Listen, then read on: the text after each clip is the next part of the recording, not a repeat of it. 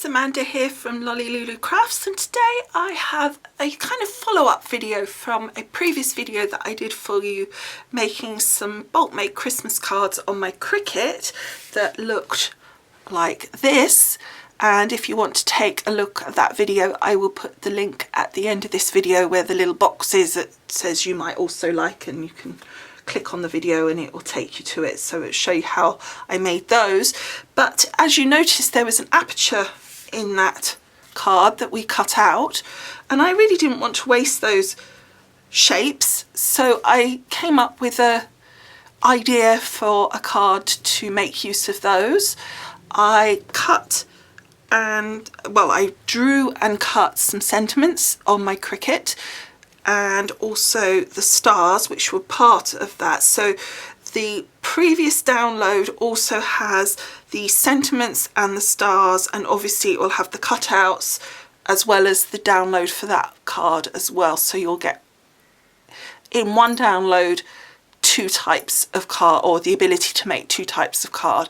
So today though, we're going to be concentrating on this part and the sort of inside part of our aperture and making something with that. So I decided to go out with the red here. So as I said, I cut my sentiments out. I wrote Merry Christmas with a red Cricut pen, and I've got some Poppy Parade ink from Stampin' Up. I've also got this Stampin' Up stripe stamp called Brushstrokes. It's a background stamp, so we're going to make use of that. So let's get on and get crafting. Okay, so I've got my stamp platform and I've put this stamp on at a slight angle, because that way, hopefully, if it's not perfect every time, it doesn't matter if you don't position it, because you can't put that into the corner because the stamp sort of tails off at the edges there. So we want to put it kind of here-ish, like so, and then stamp. Give it a few seconds just so the ink absorbs into your card, so then you don't have to stand there pressing like crazy, hopefully. There we go. Isn't that cool? So I'm going to put that to one side. And as I said, it doesn't matter if it's not 100% perfect.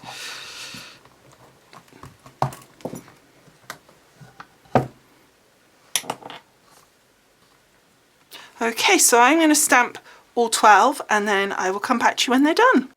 Okay, so there they are, all stamped. Now I did leave these overnight. I don't think they need as long as that, but I decided to finish for the day, so I left them overnight. But I would recommend you leave them for a little while just to make sure that the ink dries, because you don't want to be touching it and then smudging it and everything. But I think these turned out really fun. I'm really, really pleased with how they came. And you'll notice some of them are very slightly different, but this is why I angled it, because if you had it straight, it would be really annoying if it wasn't like straight down the middle or something. It would just look really bad. But by angling them, it really doesn't matter how it kind of ends up. It's going to look okay however the angle works. Now last time on the previous set that we made, the sort of opposite number to these ones, the little blue and white ones that we did that had the apertures as it were, I used just a regular wet glue to stick things down. So we're going to be using, this time I'm going to use the gel glue, just so you've got a comparison really, and you can sort of decide which you like. So we've got to have the cards. What we're going to do is we're going to, these are the red cards. I folded these in half already. They were the same as the white. They came as a pack with 25 red and 25 green. So I took out the red. I mean, you could also mix it up. You could do 6 and 6. You could do 6 red, 6 green, and stamp obviously these in some green as well if you wanted to. So we're going to put 3 at a time, and I'm going to use my wet glue, my regular wet glue for this part, and we're going to stick these down. And hopefully you can see, because I think I'm very slightly, oh, that was a big blotch. Let's just spread that out because that will go everywhere. So then we're just going to pick, you can do like 3 at a time like this. It's going to work fine. The wet glue won't dry that fast. Then we're going to pop that down. And that's the other thing about doing it with the wet glue. We can put it down, we can position it and just check that we're happy with the position. Okay, and then that one, and then literally just lightly press them down and then leave them to set.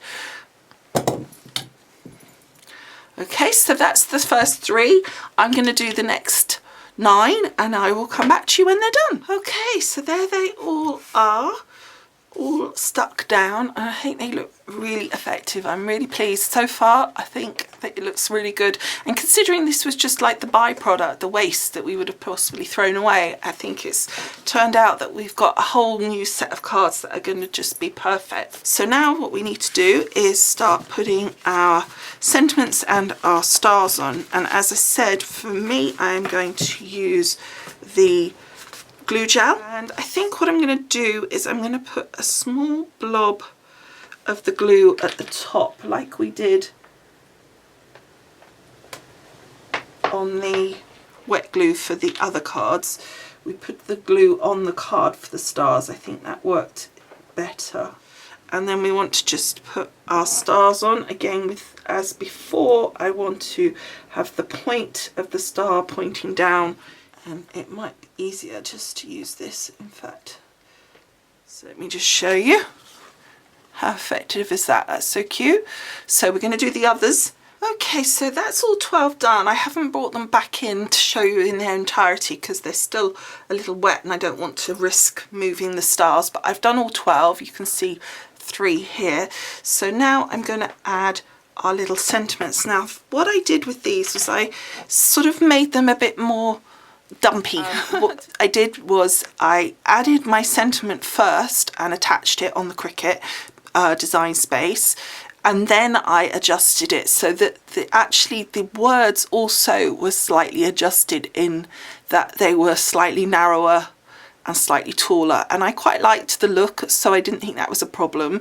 But I deliberately wanted that because I wanted to give like an illusion of a pot at the bottom of our Christmas tree. So again, for these I'm going to be using my glue gel because we've got a slight drop just from this piece down to the card here. It's only very slight, but I don't want it to be looking like it's dipping down. But I'm just going to put a blob in the middle here, sort of spread it across on each of them.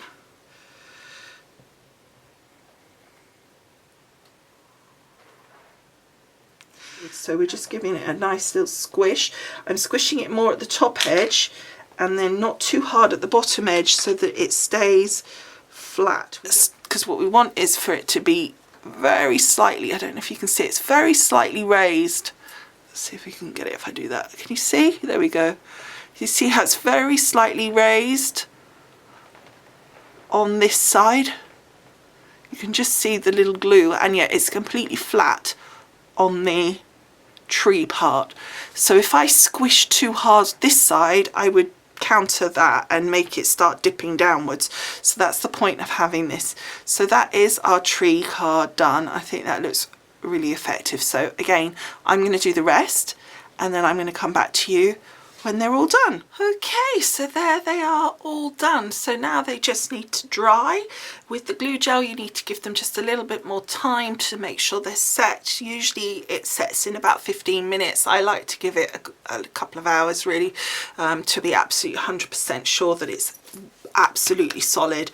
But this is the finished card and I think it looks really effective. We've got that lovely little shiny star, we've got a cute little sentiment, there's nothing on the inside, so there it is. That is the second card out of that one batch really. So if you're interested in this card or the one that we did last time, this one, the download for the Cricut design is on my blog post and it will have both the original card that I just showed you, the blue and white one, and also the elements that you are needing for this. So I hope you've enjoyed both the previous one and this one, and thank you so much for watching. As always, don't forget to like, subscribe, all of that stuff. And of course, don't forget to go on across to the blog post to look at the photos, to see the products used,